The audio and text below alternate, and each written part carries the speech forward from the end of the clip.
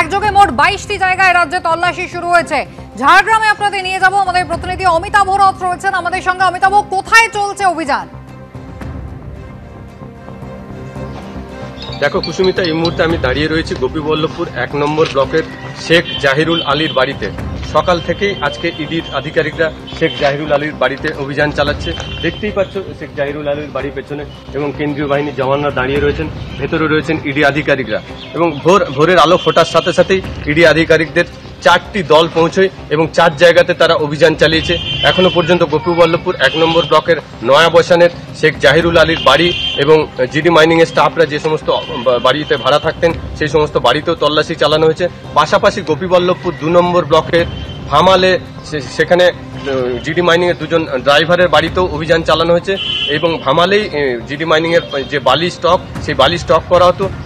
এখনো পর্যন্ত যেটা জানা গেছে শেখ জাহিরুল আলীর বাড়ি থেকে প্রচুর টাকা উদ্ধার করা হয়েছে, তবে তার পরিমাণ এখনো ইডির পক্ষ থেকে কিছু জানানো হয়নি। এবং ভোরের আলো ফোটার সাথে সাথে কেন্দ্রীয় বাহিনীর জওয়ানদের নিয়ে ইডি আধিকারিকদের বিভিন্ন দল গোপীবল্লভপুর 1 এবং 2 নম্বর ব্লকের বিভিন্ন জায়গাতে তারা তল্লাশি অভিযান চালানো শুরু করে।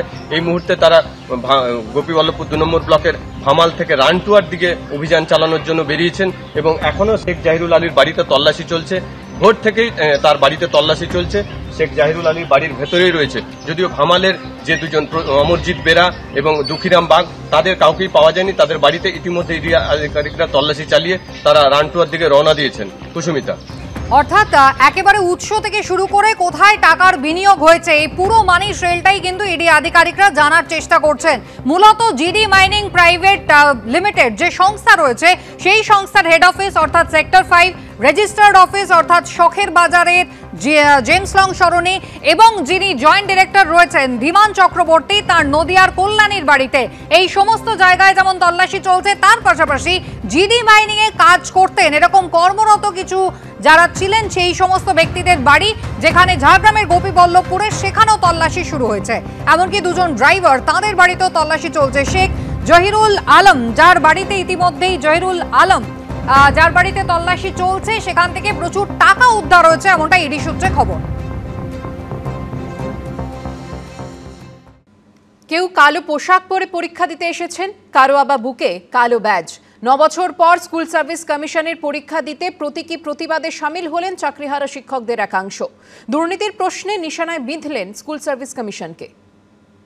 আমাদেরকে জোর করে চাপিয়ে দেওয়া হচ্ছে চিটায়, তার জন্য আমরা এই কালো পোশাক পরেই আজকে সরকারের দুর্নীতির জন্য আমরা বাধ্য হচ্ছি পরীক্ষা দিতে।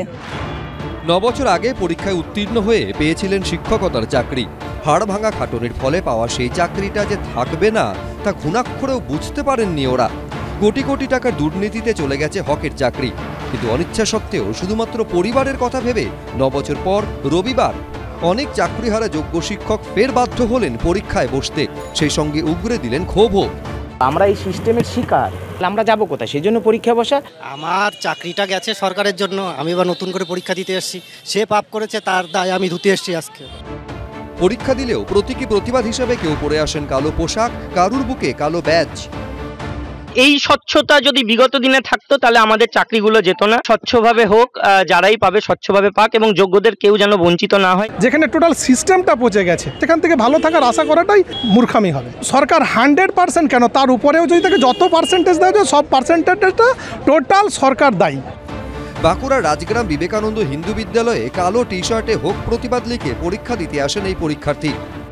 এই সরকার তো আমাদেরকে আবার নতুন করে লড়াই করতে শেখালো যে অন্যায়ের বিরুদ্ধে প্রতিবাদ হোক।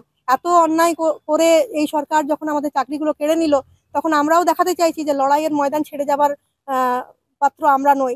চাকরিহারা হকের চাকরি চলে গেছে, তারা প্রতিবাদ করছিলেন, পুলিশের পেটানি খেয়েছেন, হয়রানি হয়েছে, নানানভাবে তারা চেষ্টা করেছেন, লড়াই করেছেন, কিন্তু সরকার তাদের পাশে দাঁড়ায়নি, সরকার অযোগ্যদের পাশে। আসলে এই রাজ্যের পরীক্ষা ব্যবস্থা এবং এসএসসি তার দুর্নীতি এটা সবার কাছেই ধরা পড়ে গেছে। ওরা কি করবে না, কালো পোশাক পরে পরীক্ষা দিয়েছেন। 9 বছর পর এসএসসি নিয়োগের পরীক্ষা হলো, সেই সঙ্গে চলল প্রতিবাদও, জানিয়ে জারি রয়েছে রাজনৈতিক তরজাও। ত্রুটিযুক্ত পরীক্ষা, মমতার জন্য পরীক্ষা হয়নি, যেটুকু পরীক্ষা হয়েছে ত্রুটিযুক্ত প্রহসনের পরীক্ষা। সুপ্রিম কোর্টের নির্দেশ। মমতা চাকরির পরীক্ষাও করবে না, চাকরিও দেবে না। আতায় বিশ্বাস করে, তোষণে বিশ্বাস করে, আর চুরিতে বিশ্বাস করে। আলাদা আমাদের মন্তব্য নেই। আমরা জানি সুপ্রিম কোর্টের আদেশ, যা আমরা সুপ্রিম কোর্টের আদেশ পালন করছি এবং নিশ্চয়ই ব্যক্তিগতভাবে তার ক্ষোভ তিনি এবং তার প্রতিবাদ এইভাবে জানিয়েছেন। পরীক্ষায় তিনি বসেছেন, সকলে বসেছেন। নতুন করে পরীক্ষা দিলেন, অন্যের দুর্নীতির শিকার হয়েছেন যারা, তাদের চোখের জল আদৌ মুছবে তো? ফিরে পাবেন তো চাকরিটা? শিবাশিস মৌলিক, দীপক ঘোষ, পূর্ণেন্দু সিংহ, এবিপি আনন্দ। তারা এবারই প্রথম এসএসসি নিয়োগ প্রক্রিয়ায় অংশ নিয়েছেন। কমিশনের নির্দেশ মতো সবকিছু নিয়ম মেনে পরীক্ষা দিয়েছেন, কিন্তু নিয়োগের প্রক্রিয়া কি আদৌ স্বচ্ছভাবে শেষ করা যাবে? ফের দুর্নীতির অভিযোগ উঠবে না তো? এসব প্রশ্নে আশা আর আশঙ্কার দোলাচলে রয়েছেন নতুন পরীক্ষার্থীরা। এত স্বচ্ছতার উদ্যোগ, কিন্তু আপনি ভরসা রাখছেন এই সরকারের ওপর? একদমই না, সেটা তো বলার অপেক্ষা রাখে না। স্বচ্ছ ফোল্ডার, স্বচ্ছ জলের বোতল, এমনকি স্বচ্ছ পেন।